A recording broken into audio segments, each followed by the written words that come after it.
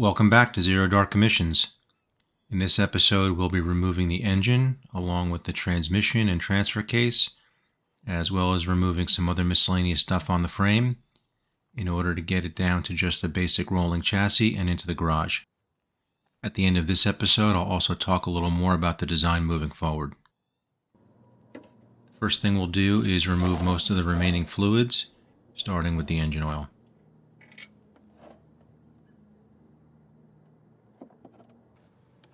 And followed by the transmission fluid.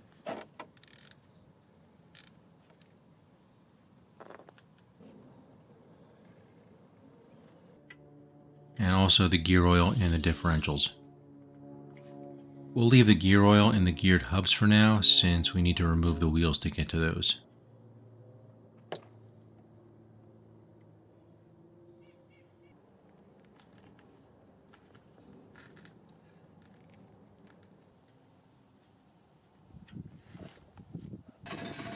Next we'll get rid of the exhaust, and I'm just going to cut that out. It's obviously not being reused, and it's just easier to cut it out.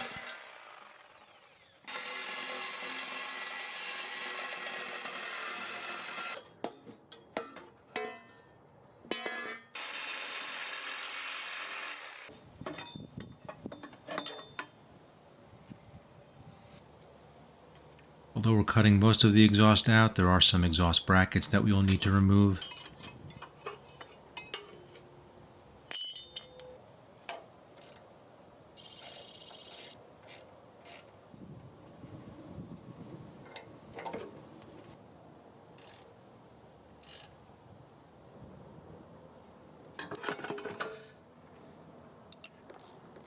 Next we'll get the drive shaft from the back of the transfer case to the rear diff.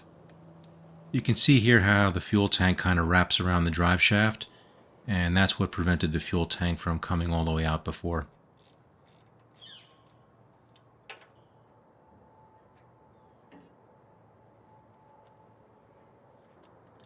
Now we'll remove the connection of the front drive shaft from the transfer case. This drive shaft won't come all the way out until the engine, transmission, and transfer case are pulled out. It's just easier to wait until that stuff is out of the way. But we need to get the connection to the transfer case removed.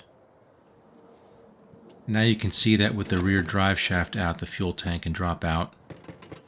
I was conscious about using up all the fuel so that I wouldn't have a ton of fuel left when going to remove the tank. And my last fuel gauge reading looked like it was on fumes, but you can see that there was still a few gallons left in it. Still easy enough to manage. This is the removal of a vent line connection to the transmission and transfer case. And now the transmission cooler line connections.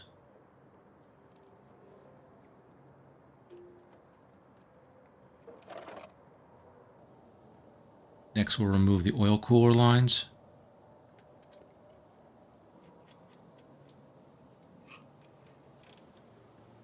We'll be removing the entire radiator and associated coolers, but starting here with the power steering cooler.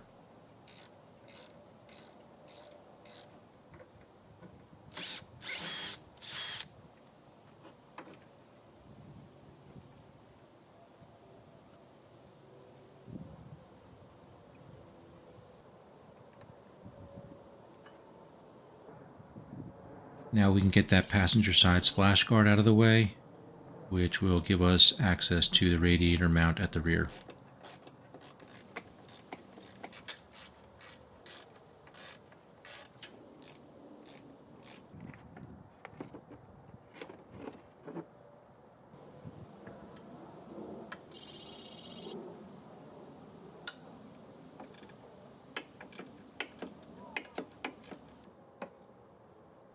These are the engine cooler line connections at the cooler end being removed.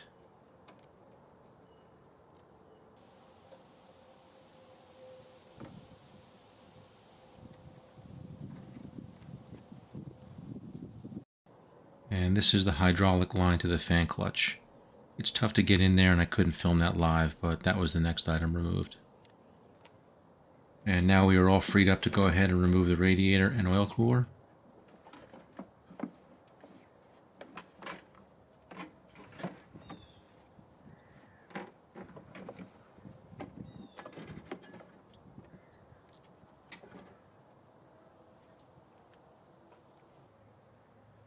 Just getting some more hoses out of the way.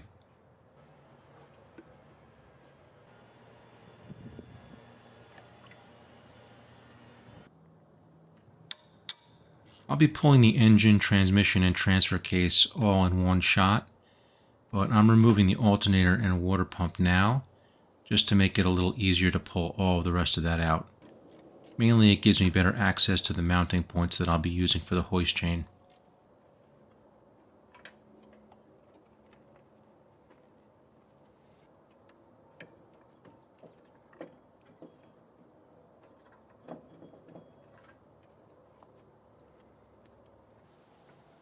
And now we can go ahead and remove the motor mount nuts. It's a little tight in there, but these are otherwise pretty easy to remove on both sides.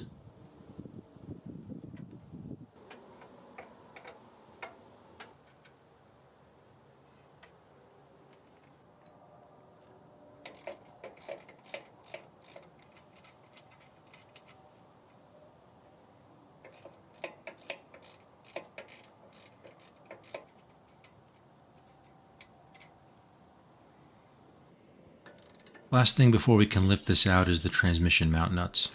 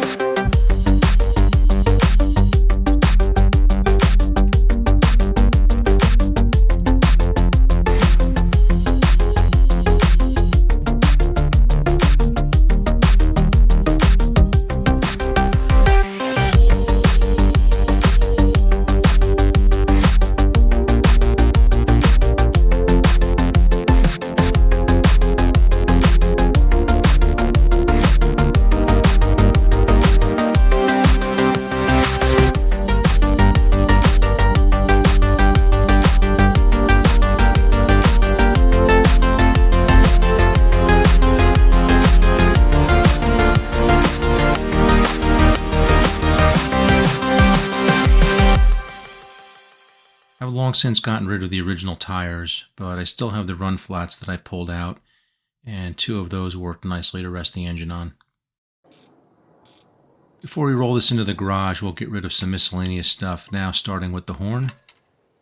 I want to get rid of as much mess out here before I bring it in.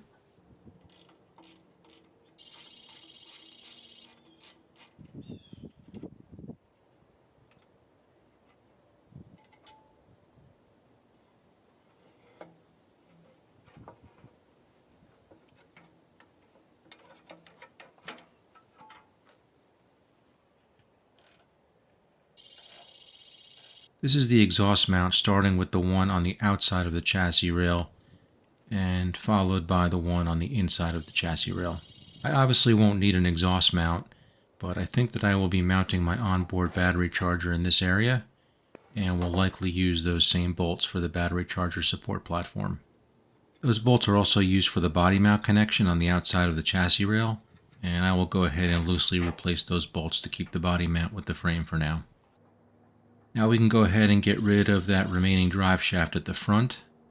Much easier to deal with now that the engine is out of the way.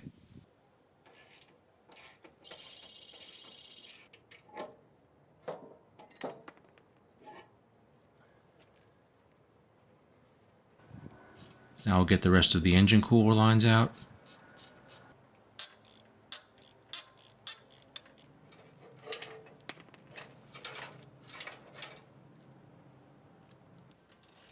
As well as the transmission cooler lines.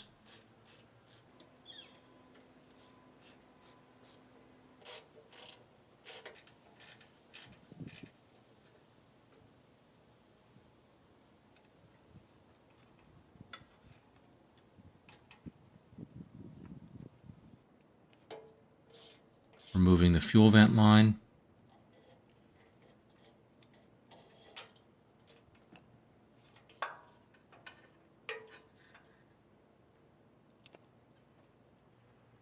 And next we'll get the brake lines out.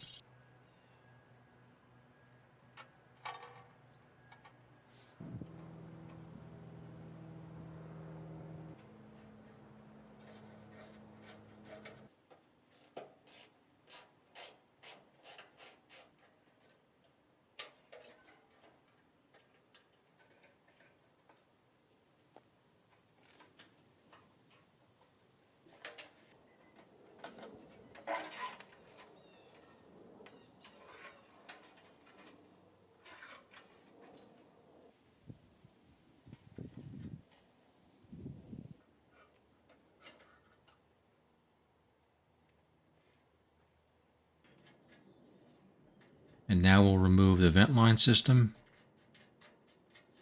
I'll likely be putting in new vent line, but I have this marked for all the various connection points, just in case I want this as a reference.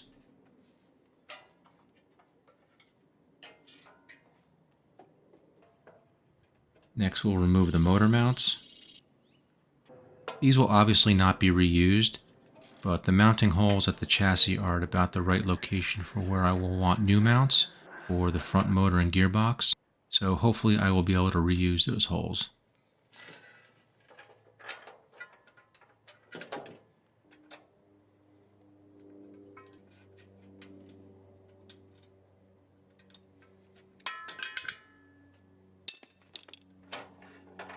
By the way, here you can get a good look at that front driver's side body mount directly over the chassis rail versus the passenger side, which is outboard, as I was saying in the last episode.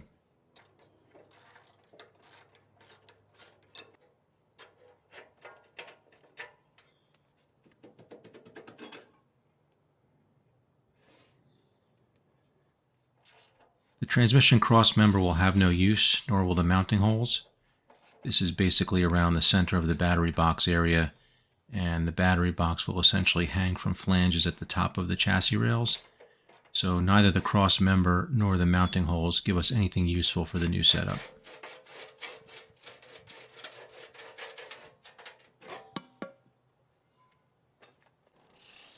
Before bringing it into the garage, we'll get it cleaned up as much as possible. Power washer would have been really helpful here, but I don't have one, so just doing what I can. Honestly, this doesn't do a whole lot. There's so much concealed and caked on junk that will wind up on my garage floor, but just trying to limit the mess inside as much as possible.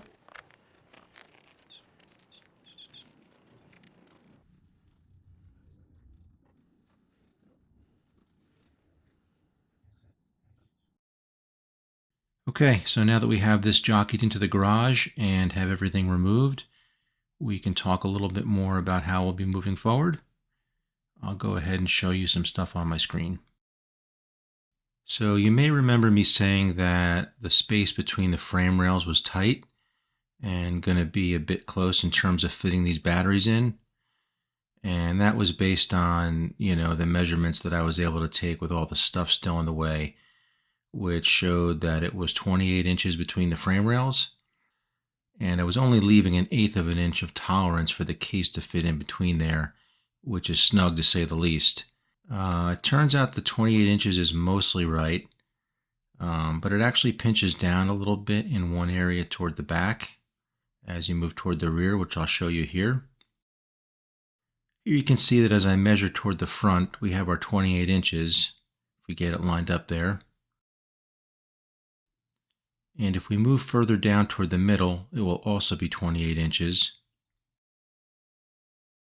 But as we move toward the rear, you're going to see that it is only about 27 3/4 inches, which pinches in. This is before it pinches in more tightly. Obviously, it pinches in a lot, which we can't go beyond that.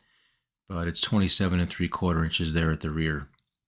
And the problem there, obviously, is that we don't have that tolerance to go less than 28 inches. 28 inches is sort of our bare minimum. So I'm thinking what I can do just to sort of get that extra 1/4 inch of tolerance that we need is to shim out the frame rails just put like an 1/8 inch or 3/16 inch plate between the mounting of each frame rail, just to push it out a little between the rails and the cross members. And then I don't think that will screw up the larger performance of the vehicle. You know, it's such a small difference. But I think that will be our best solution, just to buy that little extra space that we need. In terms of length, we're pretty much good with what we were thinking previously. This length is about 114 inches between cross members. You know, our working points from the two diff universal joints is about what we had assumed. One little bit of a surprise in terms of height was that I had taken the measurement vertically for the height of the U-joint connection off of the differential at the rear and assumed that it was the same height as the front. It's actually slightly lower at the front. And, you know, at the rear, you can see that the motor is up a little higher than the bottom of the frame, right? We want to keep the frame as sort of our bare minimum to keep the stock clearance that the Humvee has currently. At the front, it drops down below the frame slightly, so that's a little bit of a bummer. Not a deal killer. You know, it's such a small amount. We're only talking about 3/4 of an inch or so. It may require that we put in a protective plate to keep the motor from getting banged around.